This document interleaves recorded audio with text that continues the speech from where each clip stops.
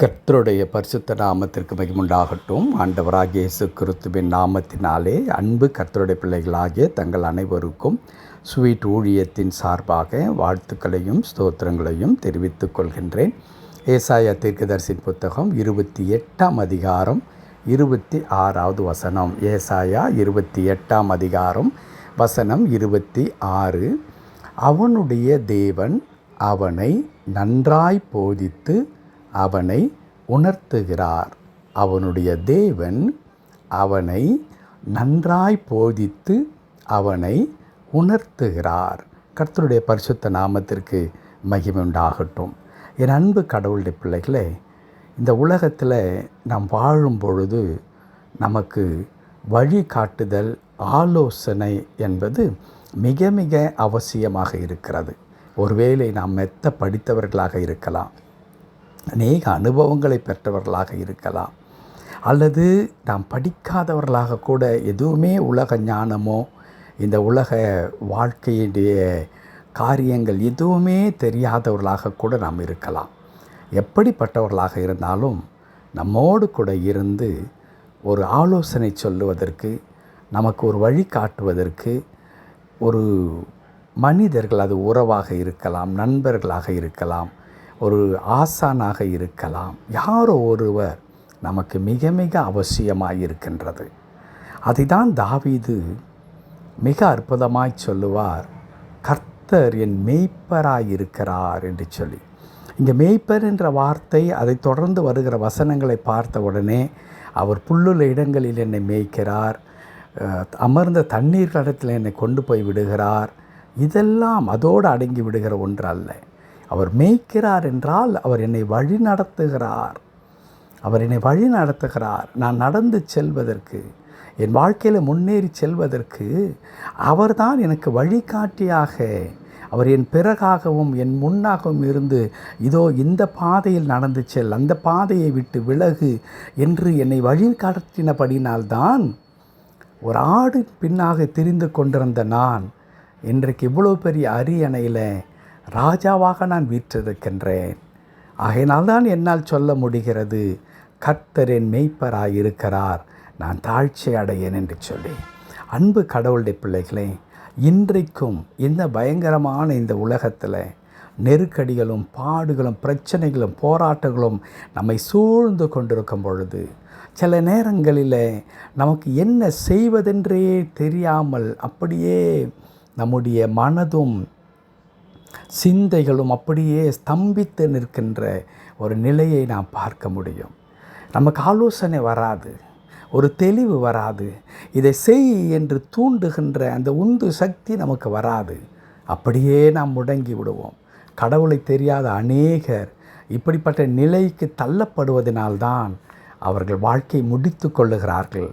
இதற்கு மேல் என்னால் இந்த பிரச்சனையை கையாள முடியாது, அல்லது இதற்கு மேல் இந்த உலக வாழ்க்கை என்னால் வாழ முடியாது, இவரை நான் சந்திக்க முடியாது என்றெல்லாம், இதற்கு மேல் ஒன்றுமில்லை, எல்லாம் முடிந்து விட்டது என்ற எண்ணத்திற்கு வந்த பிறகுதான் அவர்கள் என் வாழ்க்கை இனி இந்த உலகத்தில் வேண்டாம் என்று அவர்களே தேடிக்கொள்ளுகிறார்கள்.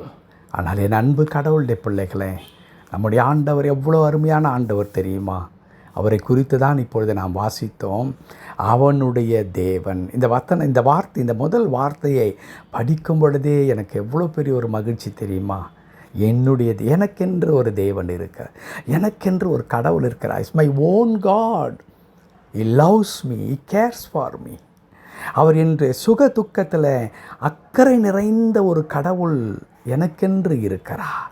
அவர் என்ன செய்கிறாரான் பாருங்களேன். அவனுடைய தேவன் அவனை நன்றாய் போதித்து, நன்றாக போதிக்கிறார். ஒரு சிநேகிதனைப் போல, ஒரு உறவினரைப் போல, ஒரு தகப்பனைப் போல, ஒரு ஆசிரியரைப் போல, ஒரு போதகரைப் போல அவர் என்ன செய்ய, ஒரு நலம் விரும்பியைப் போல, ஒரு வெல்விஷர் என்று சொல்லி நமக்கு இருப்பார்கள் இல்லையா? ஒரு வெல்விஷர் எப்பொழுதும் நாம் நன்றாக இருக்க வேண்டும் என்று சொல்லி விரும்புகிறவர்கள், அதை நாம் நலம் விரும்பிகள், வெல்விஷர்ஸ் என்று நாம் சொல்லுவோம். அவர்கள் நாம் விழுந்து விட்டால் வேதனைப்படுவார்கள். ஓடி வந்து தூக்கி எடுத்து, நீ ஏன் கவலைப்படுகிறாய், நாங்கள் எல்லாம் இருக்கிறோம் அல்லவா, இதோ நீ முன்னேறு என்று சொல்லி நம்மை தட்டி கொடுப்பார்களே. அப்படிப்பட்டவர்களைப் போல என்ன செய்வாராம், அவனை நன்றாய் போதித்து அவனை உணர்த்துகிறார். ஆம் அன்பு கடவுளுடைய பிள்ளைகளே, நம்முடைய ஆண்டவர் நம்மை போதிக்கிறவரும் உணர்த்துகிறவர். He makes us to realize the reality of our life. அப்போ தான் நம்மால் என்ன செய்ய முடியும், சரியான பாதையிலே நடக்க முடியும். நான் செய்வதெல்லாம் சரி, நான் எதை செய்தாலும் அது சரியாகத்தான் இருக்கும். அது வாழ்க்கை அல்ல, அதற்கு பெயர் கீழ்ப்படிதலும் அல்ல. ஆண்டவருடைய சமூகத்தில் நம்மை அர்ப்பணித்து, ஆண்டவரே, என் குடும்பம் போய்கொண்டிருக்கிற பாதை, என் வாழ்க்கை, நாங்கள் இருக்கின்ற நிலைமை, இவையெல்லாம் நாங்கள் ஆண்டவரை கலங்கி நிற்கிறோம். ஆண்டவரை, என்ன செய்வதென்று தெரியவில்லை. ஒரு பக்கம் பிள்ளைகளுடைய காரியங்கள், இன்னொரு பக்கம் சுகவீனம், இன்னொரு பக்கம் பொருளாதார நெருக்கடி, எதிர்காலத்தை குறித்ததான நிச்சயமற்ற ஒரு நிலைமை என்று அநேக காரியங்கள் எங்களை ஆண்டவரே சின்னபின்னமாக்கி கொண்டிருக்கிறது. என்ன செய்வதென்று தெரியவில்லை. உம்முடைய கரத்தில் எங்களை அப்படியே அர்ப்பணிக்கிறோம். The total submission in the hands of God will bring victory in our life, because He will guide us in a proper manner. நம்மை எவ்வளோ அழகாக ஆண்டவர் நம்மை நடத்துவார், அற்புதமாக நமக்கு ஆலோசனை சொல்லுவார், உணர்த்துவார். எல்லா நேரத்திலும் நம்முடைய ஆண்டவர் தட்டி கொடுக்கிற கடவுள் அல்ல.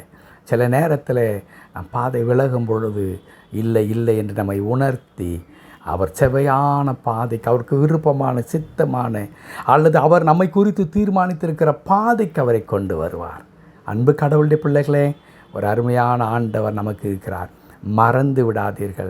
வாழ்க்கை உங்களை புரட்டி போடலாம், சூழ்நிலைகள் உங்களை கலங்க வைக்கலாம், எல்லாமே உங்களுக்கு விரோதமாய் நிற்கலாம்.